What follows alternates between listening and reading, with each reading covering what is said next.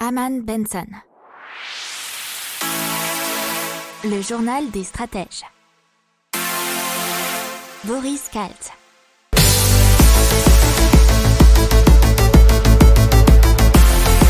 Bonjour à tous et bienvenue dans le journal des stratèges pour une revue de l'actualité éco, tech et impact du jour. Avec aujourd'hui au sommaire les ventes en ligne qui ont explosé en 2020, dans l'économie l'idée du revenu universel en France, l'Inde et une crypto-monnaie numérique, l'industrie automobile et la pénurie de puces électroniques. Dans les technologies, Ford qui va consacrer beaucoup plus d'argent à la production de véhicules électriques, la fabrique des chargeurs électriques mobiles ultra rapides par Spark Charge, et pour terminer, l'impact environnemental avec la startup Plastri qui invente une scanette qui trie automatiquement les plastiques. Nous sommes le vendredi 5 février, vous écoutez le numéro 41 du journal des stratèges.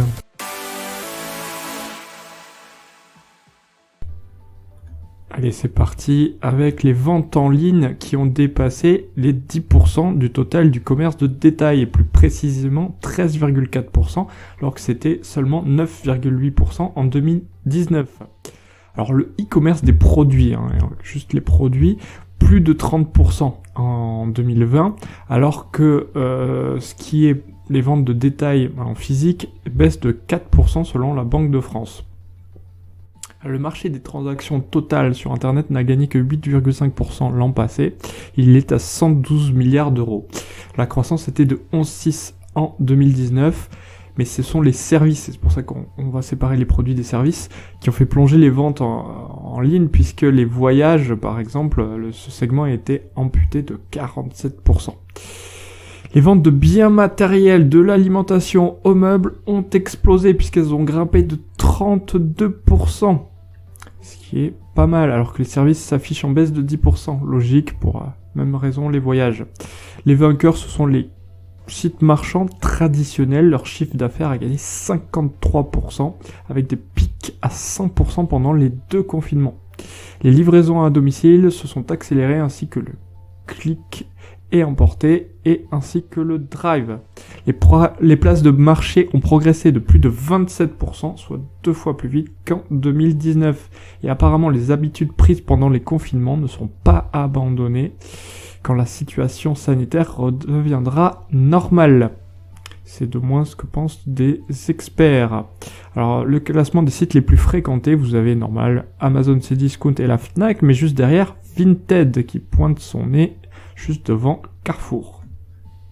Dans l'économie, bien sûr, vous avez la France qui parle encore et toujours du revenu universel, qui est arrivé en tête des solutions plébiscitées par les Français pour aider les gens dans leur vie quotidienne, bien sûr pour faire face à la crise actuelle. Et c'était une enquête réalisée par l'IFOP pour le Forum Solutions Solidaires et publiée le 28 janvier dernier, puisque 31% des personnes interrogées, soit près d'un tiers, citent le revenu universel dans leur trio de solutions. Et on passe à l'Inde qui veut interdire les crypto-monnaies privées, qui avait déjà commencé à le faire en 2018 puisque la Banque de réserve de l'Inde avait décidé d'interdire aux banques la possibilité d'offrir des services liés aux crypto-monnaies. Mais en mars 2020, la Cour suprême avait annulé l'interdiction des crypto-monnaies voulue par la Banque de réserve de l'Inde, la RBI, Reserve Bank of India. Donc ça fait plusieurs années qu'ils se battent pour interdire les crypto-monnaies privées. Et pour cause, puisque l'Inde souhaite mettre en circulation une monnaie numérique de banque centrale dans les prochains mois. Et pourquoi ? Pour éviter les risques liés au blanchiment d'argent et autres activités illégales qui seraient favorisées par les crypto-monnaies privées. Le Parlement indien pourrait intervenir cette fois-ci pour faire interdire toutes les crypto-monnaies privées dans le pays et donc favoriser sa propre monnaie numérique. Allez, un petit mot sur l'industrie automobile et particulièrement les puces électroniques, puisqu'avec bien sûr toute la crise qui a été connue l'an dernier, donc en 2020, avec bien sûr le coronavirus, les ventes d'appareils électroniques grand public ont explosé et les fabricants de semi-conducteurs n'ont pas pu tenir la cadence. Et il y a un nombre de puces électroniques très importantes dans les automobiles, ce qui fait que General Motors, Volkswagen, Fiat, Chrysler ont tous connu des problèmes et ont dû réduire ou suspendre temporairement leur travail. Et vous avez même le gouvernement allemand qui a contacté les autorités de Taïwan pour se plaindre du manque d'approvisionnement en puces électroniques.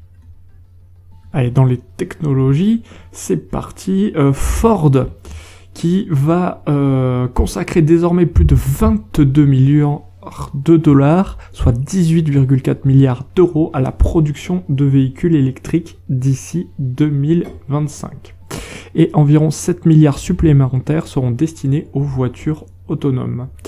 Il faut savoir que General Motors la semaine dernière avait annoncé déjà leur intention d'ici 2035 de ne plus avoir de voitures à émissions polluantes. Ce qui représente pourtant l'immense majorité de sa production.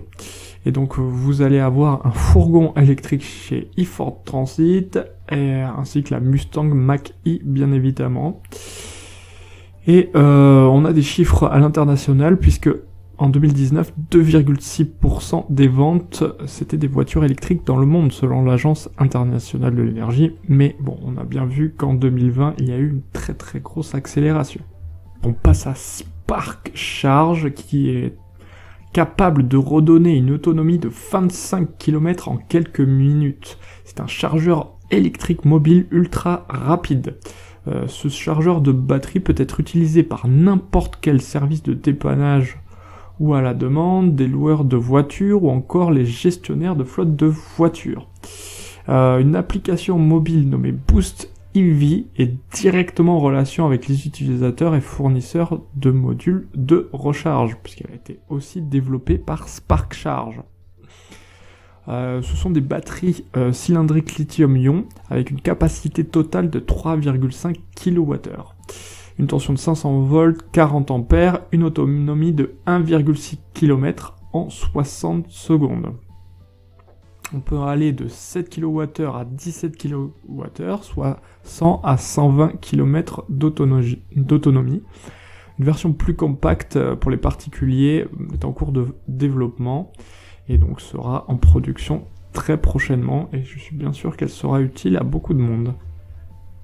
Allez, on continue dans l'impact environnemental avec la start-up Plastri qui a inventé une scannette pour trier automatiquement les plastiques. C'est un petit scanner qui permet au centre de tri de mieux identifier les plastiques pour leur redonner de la valeur. Il faut savoir qu'en 10 ans, le recyclage des déchets plastiques a augmenté de 79%.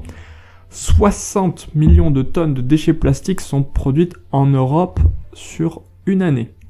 Sur la moitié collectée et acheminée vers un centre de tri, 27 millions de tonnes, seulement un tiers sera recyclé, 8,4 millions.